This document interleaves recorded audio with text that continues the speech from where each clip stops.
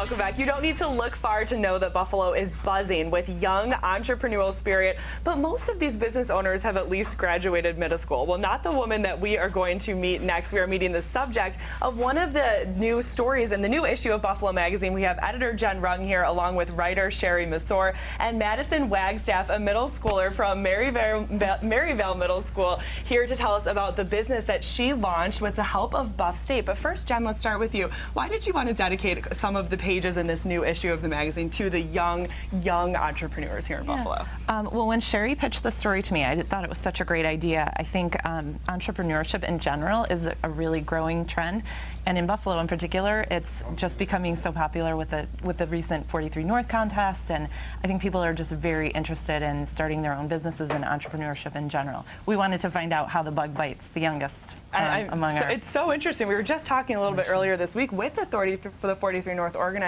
about whether you're born with that spirit. And Sherry, if you have a son or daughter that's born with that spirit, there's a great resource here in Buffalo to help nurture that spirit, right? There is. It's called KidBiz, and it's run out of the Small Business Development Center at Buffalo State College. You know, there are 24 small business development centers in New York State.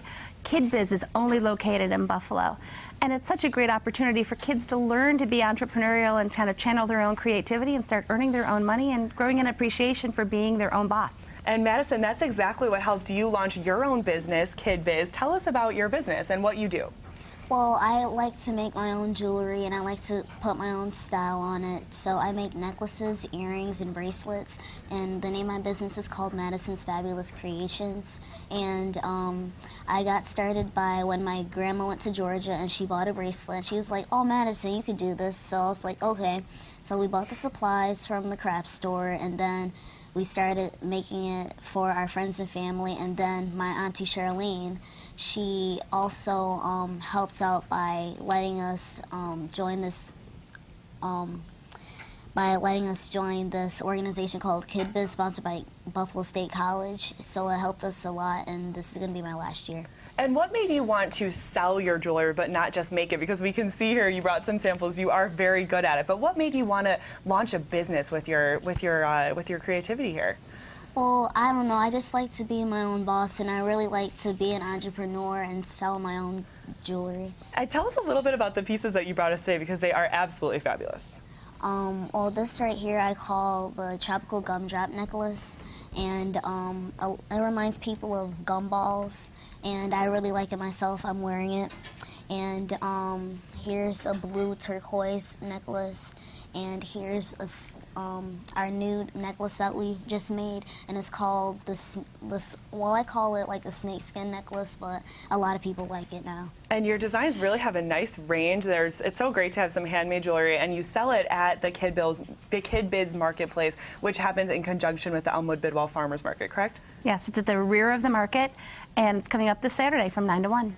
And Madison, what have you learned about working with customers while you're operating your business at the business marketplace? Well, I learned that I'm supposed to be like nice and friendly to our customers, and I'm always supposed to stand up at my stand and be very welcome and be friendly. And then a lot of people like it, so that's why I make a lot of money during KidBiz, because. Yes. That's great. Well, what do you do with all your profits? Well, I have to ask. I put it in the bank and I save it, and then at the end I also go back school shopping with my grandma or my mom and my friends, and it's very awesome. All right, well, congratulations on launching your own business. What is your most popular piece? What's your best seller? I would say the leopard print is my best seller. Nice. Well, where's that? I want to match my dress today.